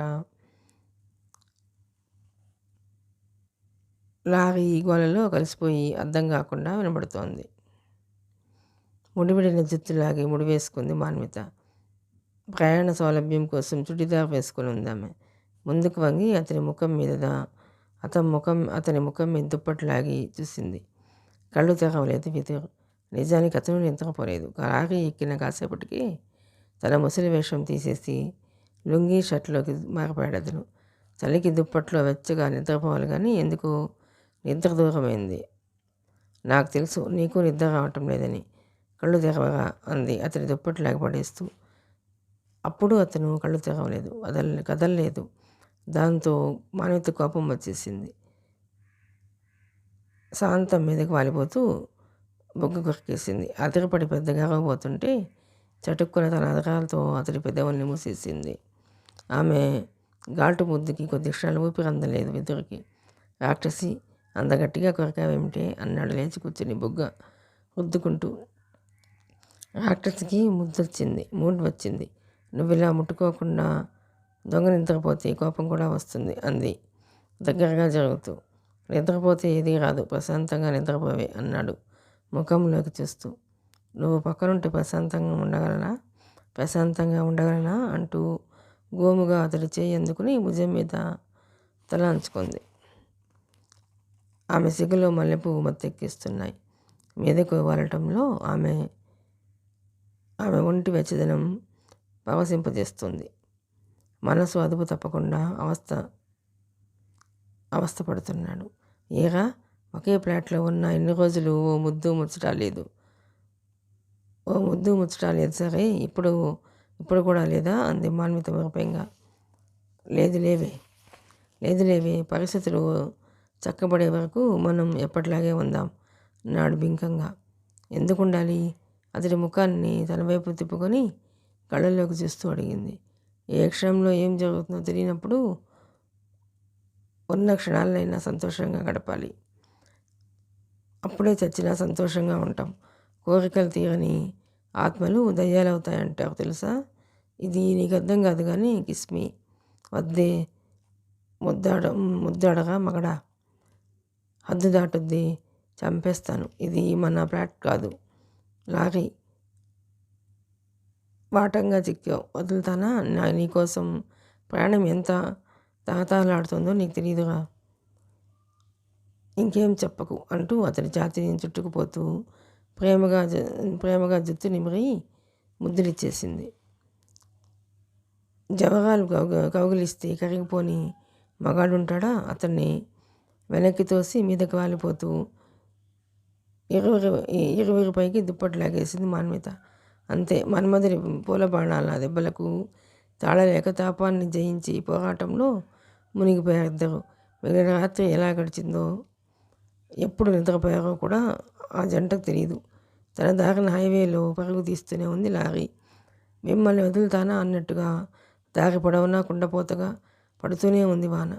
డైమండ్ అపార్ట్మెంట్స్. ఉదయం 6 గంటల సమయం. అంత క్రితమే వాన వెలిసింది. ఆకాశంలో మబ్బులు ఇంకా అలాగే ఉన్నాయి. చలిగాలు వీస్తున్నాయి. రాత్రి కురిసిన వానకు వీధుల్లో చాలా చోట్ల నీళ్లు నిలిచాయి. నైట్ డ్యూటీ చేసిన వాచ్మెన్ అంత క్రితమే లేచి ముఖం కడుక్కుని టీ తాగడానికి రోడ్డు అవతల టీ స్టాల్కి బయలుదేరాడు. అంతలో గేటు దాటి వస్తున్న ఖరీదైన కారు మీద పడింది వాడి దృష్టి. రివ్వున దూసుకొచ్చిన కారు సెంట్రీ పక్కన ఆగింది. సివిల్ డ్రెస్లో చాలా హుందాగా ఉన్న వ్యక్తి కారు దిగి ఆ పరిసరాలను గమనిస్తూ వాచ్మ్యాన్ని దగ్గరికి రమ్మని సేగ చేశాడు. ఆయన ఎవరో వాడికి తెలియదు. ఏంది సార్, ఎవరు కావాలి అంటూ దగ్గరికి వచ్చాడు. ఎవరు నువ్వు? ఇక్కడ వాచ్మ్యాన్వా?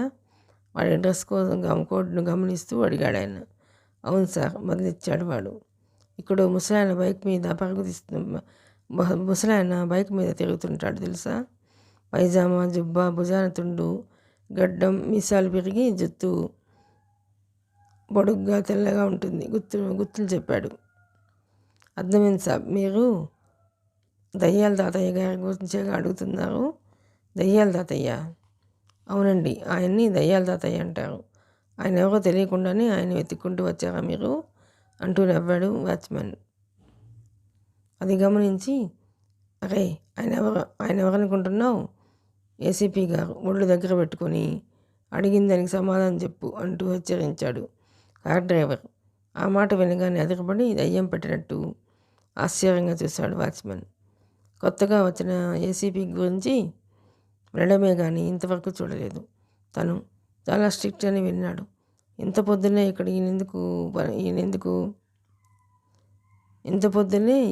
పని ఏమిటి? అనవసరంగా నువ్వు కంగారు పడకు, జరిగిందని చెప్పు చాలు. ఎవరి దయ్యాల తాత? ఎక్కడ ఉంటాడు? వాచ్మ్యాన్ని కూలిగా అడిగాడు నవీన్ పాండే. సార్, ఆయన మాన్విత మేడం తాతగారండి. ఆవిడ ఫ్లాట్లో దయ్యం ఉండటం, దాన్ని వదిలించడానికి వచ్చి కొద్ది రోజులుగా ఇక్కడే ఉంటున్నారు. భయపడుతూనే చెప్పాడు వాచ్మెన్. మాన్విత? Nice name. ఎన్నో ఫ్లాటు అడిగాడు ఏసీపీ నవీన్ పాండే. 3వ అంతస్తు సాబ్ అంటూ ఫ్లాట్ నెంబర్ చెప్పాడు వాచ్మెన్. కానీ సాబ్ అంటూ ఏదో చెప్పబోయాడు. అంతలోనే 2 పోలీస్ వ్యాన్లు కాంపౌండ్లోకి తీసుకొచ్చి ఆగటంతో మాటలు గొంతులోనే ఆగిపోయాయి. తుపాకులు, రివాల్వర్లతో బిలబిలమంటూ వ్యాన్లోంచి దిగుతున్న పోలీసులు ఎస్ఐలను చూడగానే భయంతో బిగిసిపోయాడు. ఏం జరుగుతుందో అర్థం కాక గొంతు తడారిపోయింది. ఈ లోపల అపార్ట్మెంట్స్లోంచి బయటకు వస్తున్న కొందరు పోలీసుల్ని, అది తుపాకులతో వచ్చిన పోలీసు దళాలని చూసి విషయం తెలియక భయంతో బిగిసిపోయారు. డైమండ్ అపార్ట్మెంట్స్ని పోలీసులు చుట్టుముడుతున్నారని వార్త క్షణాల్లో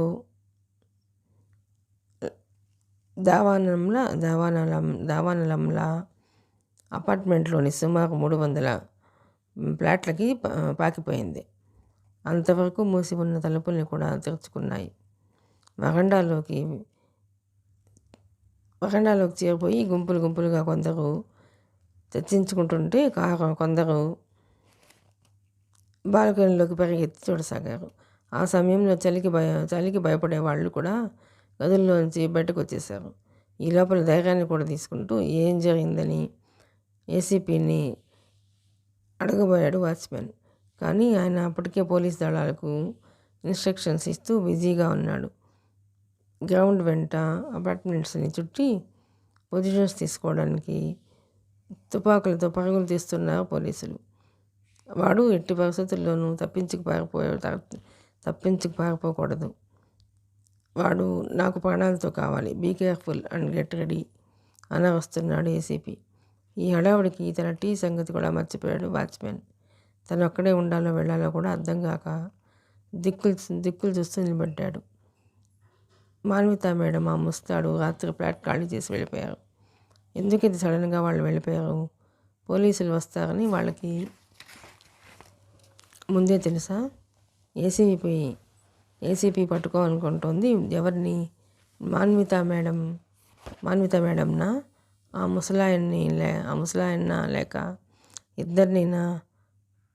వాళ్ళు ఏం నేరం చేశారు? తనకు తెలిసి వాళ్ళు అలాంటి వాళ్ళు కాదే.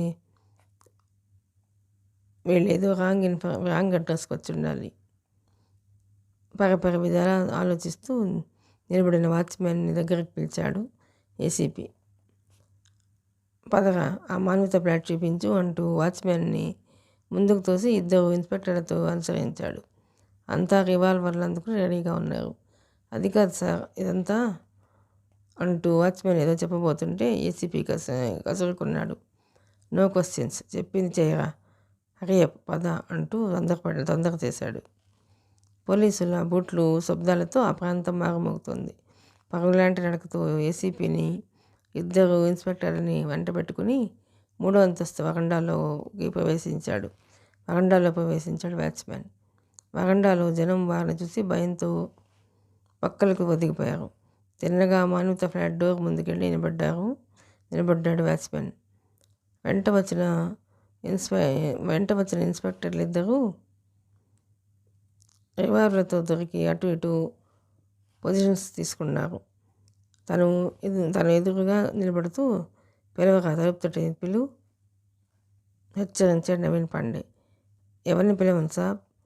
ధైర్యం తెచ్చుకొని అమాయకంగా అడిగాడు వాచ్మెన్. ఎవరినో ఒకరిని పిలవగా విసుక్కుంటూ తనే తలుపు తట్టాడు ఏసీపీ నవీన్ పాండే.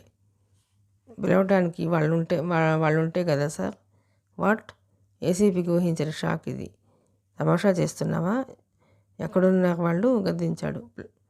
ఫ్లాట్ ఖాళీ చేసి రాత్రి వెళ్ళిపోయాడు సాబ్. ముందా రివాల్వర్ దించండి సార్, నాకు భయంగా ఉంది అన్నాడు ఏడుపు ముఖంతో. యూ బ్లడీ ఫుల్, ఈ సంగతి ముందే ఎందుకు చెప్పలేదు? విసుక్కున్నాడు. మీరెక్కడ చెప్పనిచ్చారు సార్? నోరు మూసుకు పద అని తోసుకొస్తిరి.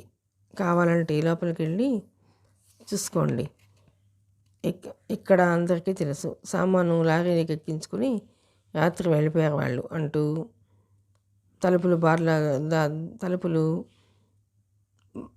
బార్లా తెరిచాడు వాచ్మెన్. డామిట్ అనుకుంటూ నుతురుద్దుకున్నాడు నవీన్ పాండే. ఆయన ఊహకందని పరిణామం ఇది. తలుపులు తెరవగానే ఇన్స్పెక్టర్లు ఇద్దరు లోపలికి దూసుకెళ్లారు. వెనకే తను లోపలికి నడిచాడు. ఏసీపీ వాచ్మెన్ డోర్లోనే ఆగిపోయారు. పక్క పోర్షన్లను శామ్, అవతలి పోర్షన్లను లక్ష్మణరావు, ఎదురు పోర్షన్లను మిలిటరీ మేనేజర్ కూడా మరికొందరు వాడి పక్కన గుంపుగా చేరి అయోమయంగా లోపలికి చూస్తున్నారు. వాళ్ళెవరికి ఈ పోలీస్ హడావిడి ఏమిటో, ఏం జరిగిందో అర్థం కావటం లేదు. లోపలికి ఫ్లాట్లో మొత్తం తిరిగి గాలించినా ఏముందని అక్కడ పుల్చిక పుల్ల కూడా వదలకుండా మొత్తం ఖాళీ చేసి పట్టుకుపోయారు. ఇది తన ఘోరమైన వైఫల్యంగా భావిస్తున్నాడు ఏసీపీ. తన సర్వీస్లోనే ఇది తొలి ఓటమి. ఇంకా 3 హత్యలు చేయాలి, వారం రోజులు ఇంకా నగరంలో ఉంటానంటూ ఫోన్లో చెప్పాడు. 24 గంటల్లో పట్టుకుంటాను అంటూ తను సవాల్ విసిరాడు. ఏమైంది? తను ఫూల్ విదురు మాటలు నమ్మాడు. ఓ షిట్ అనుకుంటూ బాల్కనీ డోర్ పట్టుకుని నిలబడిపోయాడు. దిగువకు చూస్తూ కాసేపు ఆలోచనలో కూరుకుపోయాడు. ఖాళీ ఫ్లాట్ మీదకు మంది మార్బలంతో వచ్చి ఫూల్ అయ్యాడు తను. సీరియస్ వ్యవహారం కాస్త నవ్వులాటగా మారిపోయింది. You dare devil, damn you, గెలిచావురా విదుర్. ఫస్ట్ రౌండ్లో నువ్వే గెలిచావు, కానీ ఇంత మాత్రాన పూర్తి గెలుపు నీది కాదు. నిన్ను వదలను, ఎంత దూరం పోతావు వెళ్ళి చూస్తాను అనుకుంటూ వెనుదిరిగాడు. డోర్లోని వాచ్మ్యాన్ని దగ్గరికి రమ్మని సైగ చేశాడు. వాడు వడివడిగా దగ్గరికి వచ్చాడు. చెప్పరా, రాత్రి ఇక్కడ ఏం జరిగింది? కూల్గా అడిగాడు ఏసీపీ నవీన్ పాండే. ఏం జరగలేదు సాబ్, నాకు తెలిసి పెద్ద ఆయన బయటకు వెళ్ళగానే. ఎన్ని గంటలకు బయటకు వెళ్ళాడు? 8 లోపలే అనుకుంటాను, టైం చూడలేదు. తర్వాత మాన్విత మేడం మేనేజర్కి ఫోన్ చేసి ఫ్లాట్ ఖాళీ చేస్తున్నట్టు చెప్పారట. ఆయన రాగానే అద్దె డబ్బులు అవి మొత్తం కట్టేశారట. ఖాళీ చేయగానే తలుపులు మూసి ఉంచు, ఉదయం ఉదయం కడిగించాక లాక్ వేద్దామని మేనేజర్ నాతో చెప్పి ఇంటికి వెళ్ళిపోయారు. ఫ్లాట్ ఎన్ని గంటలకి ఖాళీ చేశారు? రాత్రి వర్షానికి ముందే సుమారు 11 గంటలప్పుడు పెద్ద గూడు లారీ వచ్చిందండి. చాలామంది పనివాళ్ళు దిగారు. 12 గంటలకంతా సామాను లారీ ఎక్కించేసి ఫ్లాట్ అప్పగించారు. లారీ ఏ ట్రాన్స్పోర్ట్కి చెందింది? తెలియదు సార్. లారీ మీద పేరు ఏమీ లేదు. అది ట్రాన్స్పోర్ట్కి చెందిన లారీ కాదనుకుంటాను. బాగా గుర్తు చేసుకో. బాగా గుర్తుంది సార్. ఆ సమయంలో ముసలాడు ఇక్కడే ఉన్నాడా? లేదండి. ఉంటే అప్పుడే వెళ్ళిపోయేవాళ్ళు. లారీ ఇక్కడి నుంచి ఎప్పుడు కదిలింది? వాళ్ళంతా ముసలాయన రాక కోసం ఎదురు చూస్తూ చాలాసేపు ఇక్కడే ఉన్నారండి.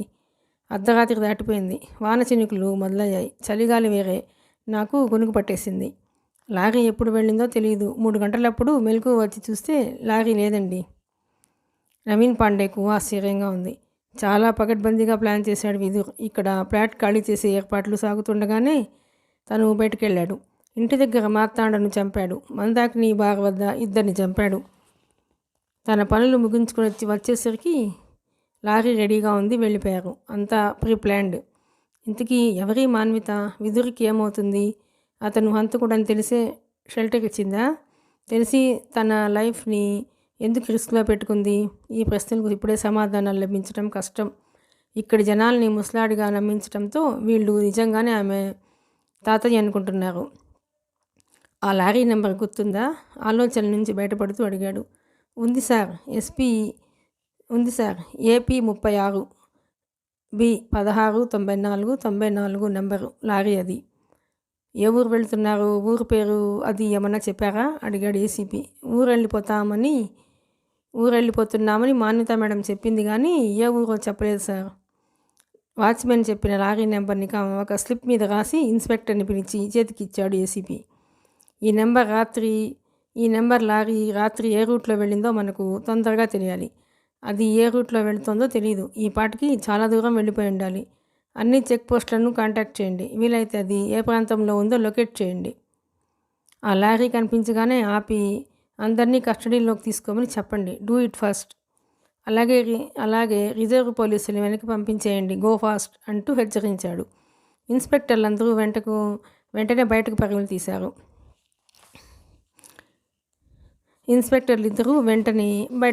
తీశారు.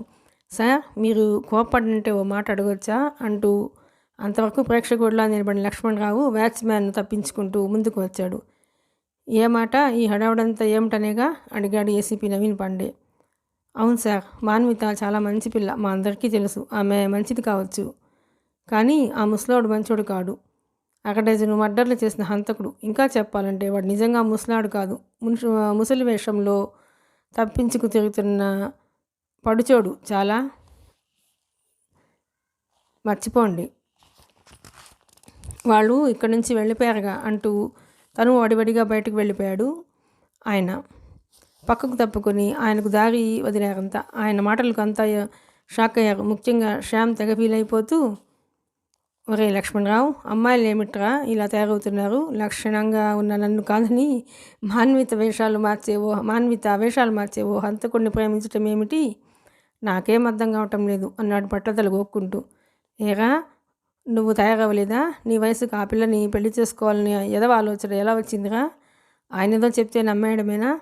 మాన్విత చదువుకున్న పిల్ల. హంతకుడిని దుర్మార్గుడిని ఇష్టపడేంత అమాయకురాలు కాదు. అయినా అతను ఎలా ఉంటాడో మనం అసలు రూపం చూడలేదు. ఆ పైన ప్రేమించుకున్నారా లేదో ఖచ్చితంగా తెలియదు. తాజ్పామ్ కూడా అనవసరంగా ఎవరి జోలికి పోదు. ఒకవేళ నిజంగా అతను హంతకుడే అయి ఉంటే ఎవరో అతన్ని కెలికి ఉండాలి. అతని వైపు న్యాయం ఉండబట్టి ఈ అమ్మాయి హెల్ప్ చేసి ఉంటుంది అన్నాడు. You are correct Lakshmana Rao. ఇందులో మనకు తెలియని మర్మం ఏదో ఉంది అంటూ అతన్ని సమర్థించాడు మేజర్. ఏమైనప్పటికీ మాన్విత వెళ్ళిపోయినందుకు అక్కడున్న వాళ్ళల్లో ఎక్కువ బాధపడింది పాపం శ్యామ్ ఒక్కడే. Jubilee hills Opera export and import company head office. ఉదయం ఆఫీస్ టైం. కోసలరావు తన ఛాంబర్లో ఏవో ఫైల్స్ చెకింగ్లో ఉండగా సెక్రటరీ ఇంటర్కంలో చెప్పింది. సార్, ఎవరో వివేక్ కట్ట మిమ్మల్ని కలవాలంటున్నారు అంటూ. వివేక్ పేరు వింటూనే ఒకంత ఉలిక్కిపాటు చెందాడు కోసలరావు. నసలు ముడివేశాడు. వచ్చింది పాము. అది మామూలు పాము కాదు, నిలువెల్లా విషం కలిగిన భయంకరమైన పాము. సాధు జంతువు ముసిగేసుకున్న క్రూరముఖం.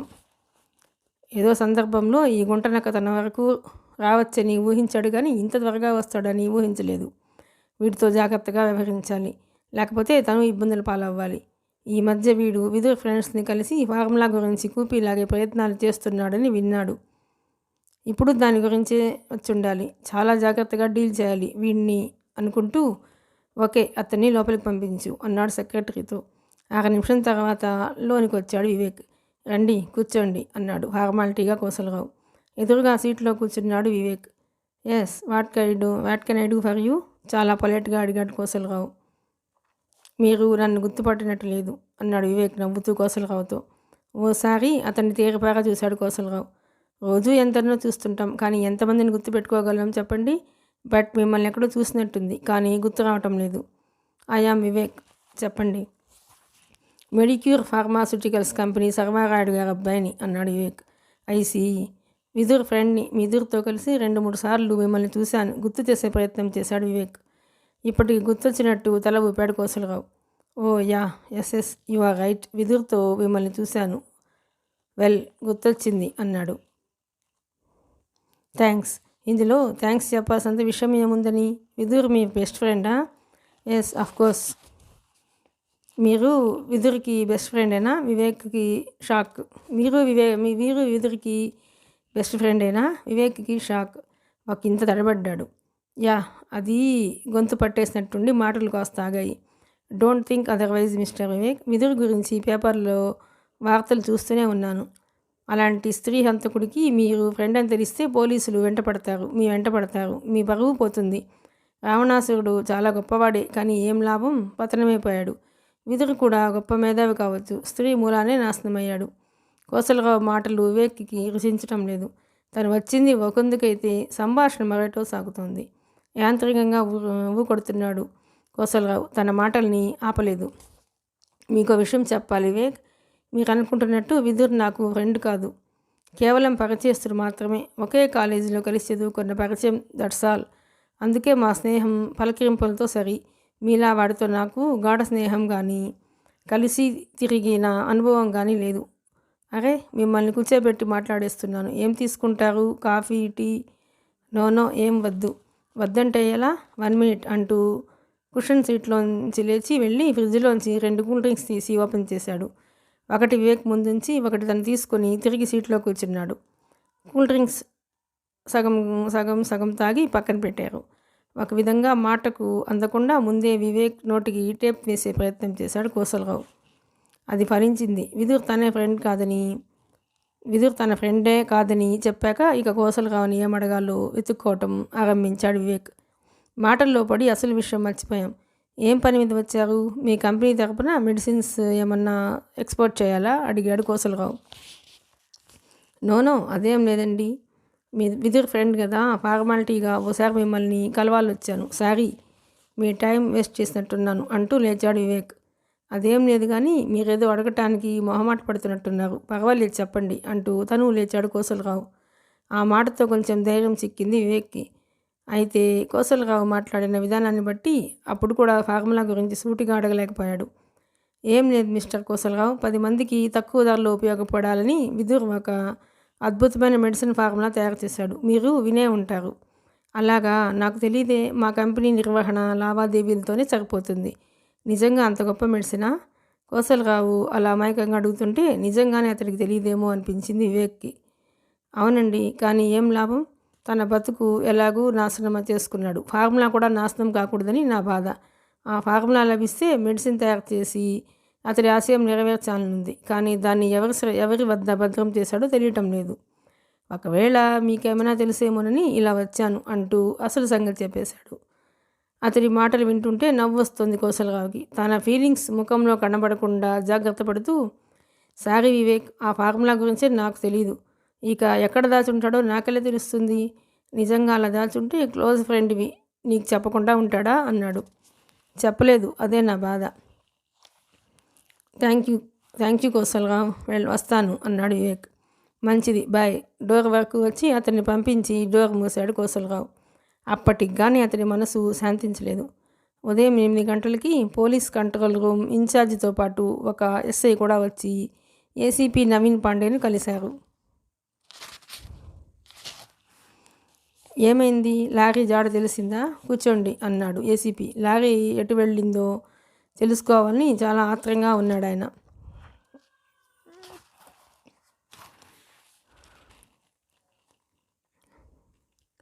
జాడ తెలియదు కానీ రూట్ తెలిసింది సార్, అదే మిస్టరీగా ఉంది అన్నాడు కంట్రోల్ రూమ్ ఇన్ఛార్జి. ఇద్దరూ కూర్చున్నారు. మిస్టరీనా? కొంపదీసి మాయమైపోయిందా? నవ్వాడు ఏసీపీ. ఏమైందో మీరే చెప్పాలి అంటూ జేబులోంచి ఒక పేపర్ తీశాడు ఇన్ఛార్జి. సార్, మన్యం దొర అల్లూరు సీతారామరాజు గారి ఒకేసారి 3 చోట్ల కనిపిస్తూ ఏకకాలంలో పోలీస్ స్టేషన్లను లూటీ చేసినట్టు ఇప్పటికీ చెప్పుకుంటారు. ఇది కూడా అలాంటి విచిత్రంలాగే కనబడుతుంది అంటూ పేపర్ మడత విప్పాడు.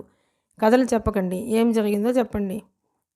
ఏపీ 36B 1694 నంబరు లారీ రాత్రి 2 గంటల తర్వాత ఏకకాలంలో 4 రూట్లలో ప్రయాణించినట్టు ఆయా రూట్లలోని చెక్ పోస్టులను కాంటాక్ట్ చేయటం వల్ల తెలిసింది సార్.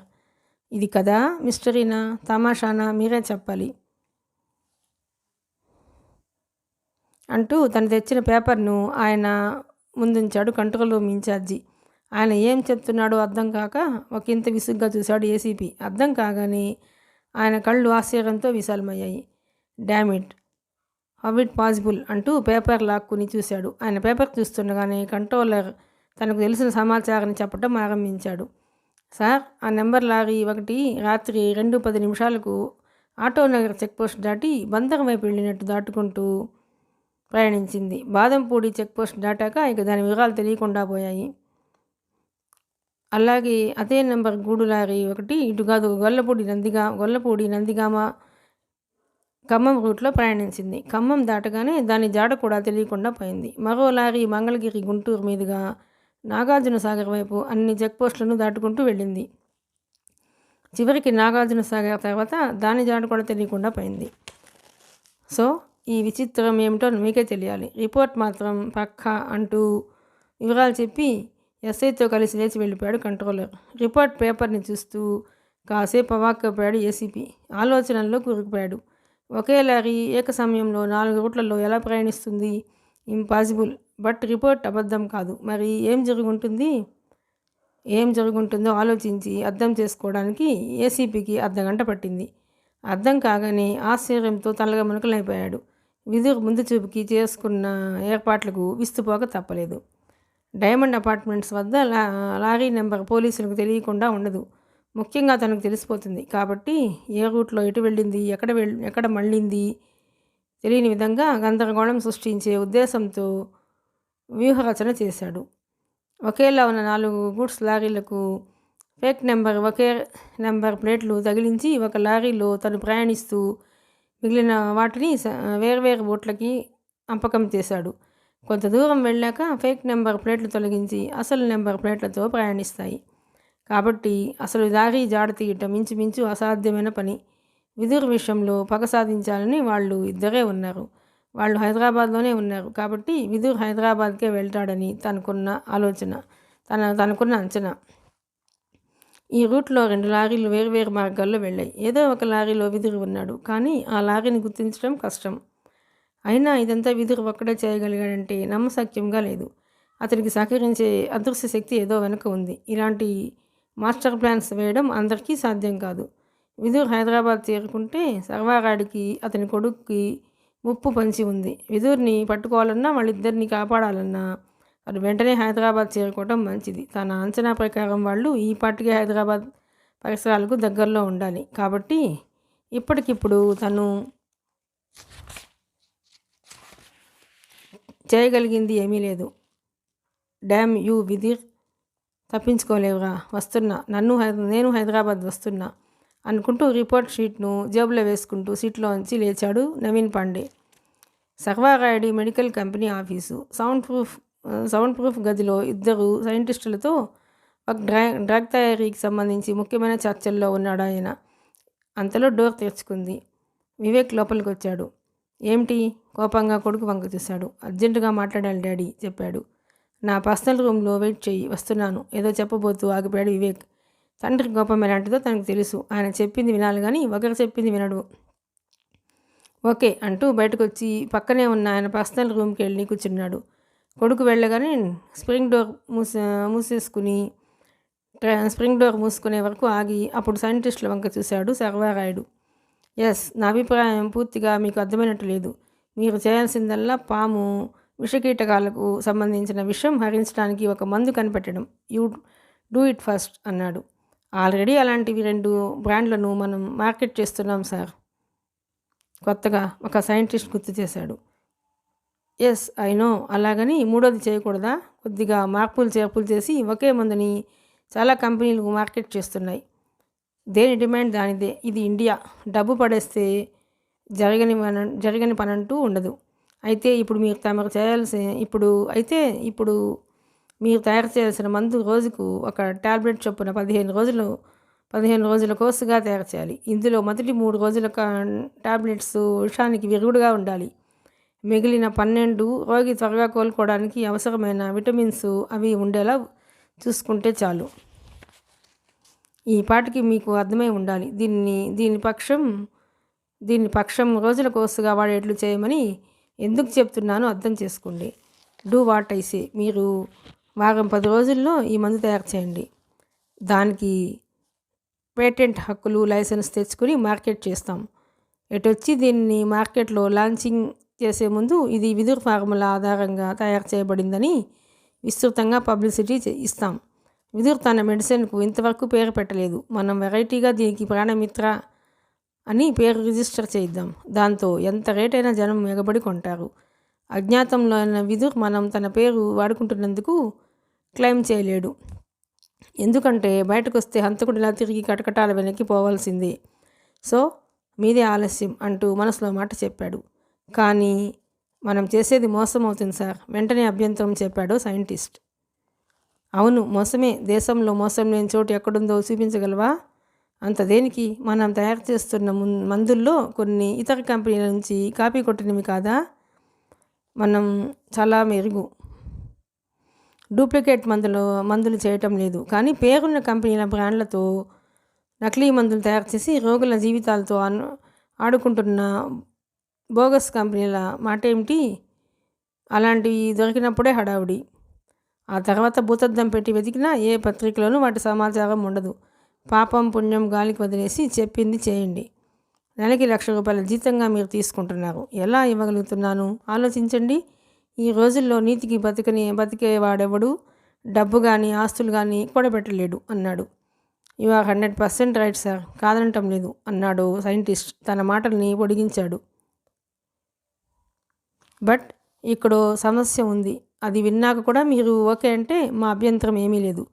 మెడిసిన్ తయారు చేయటం మార్కెట్ చేయటం రొటీన్